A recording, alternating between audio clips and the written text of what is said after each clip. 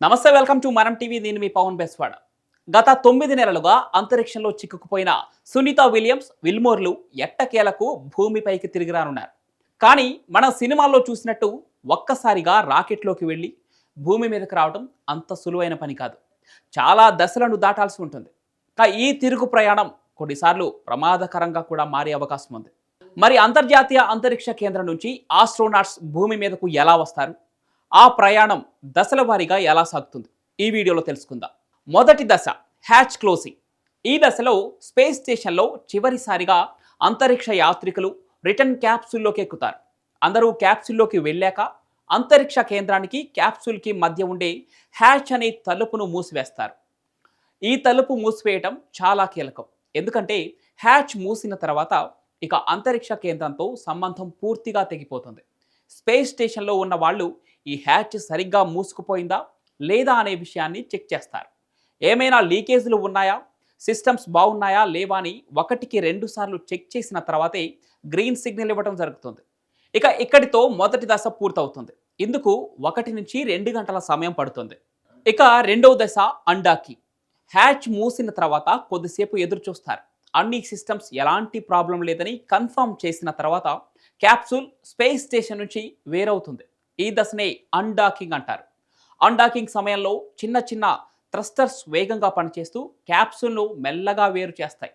అలా అన్డాకింగ్ పూర్తయ్యాక క్యాప్సూల్ పూర్తిగా ఇంటివ్యూడబుల్ అవుతుంది. ఇక క్యాప్సూల్ భూమి వైపుకు ప్రయాణం అవుతుంది. ఇందుకు 2 గంటల సమయం పడుతుంది.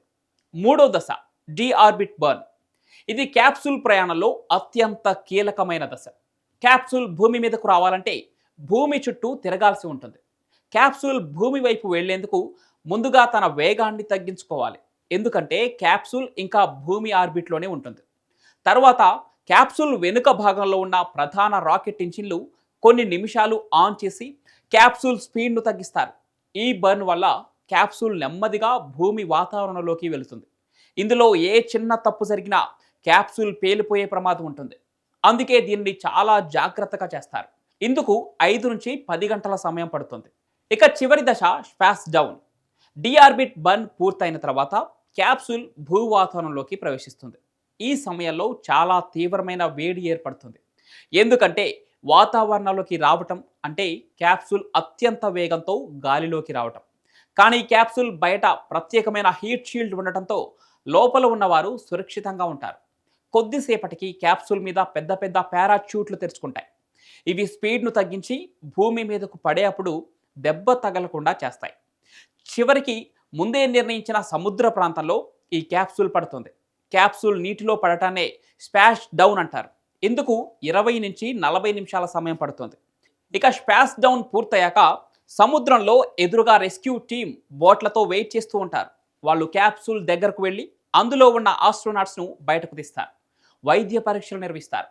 ఇప్పుడు సునీత విలియమ్స్, విల్మోర్లు ఈ 4 దశలను దాటిన తర్వాతే భూమిపైకి వస్తారు.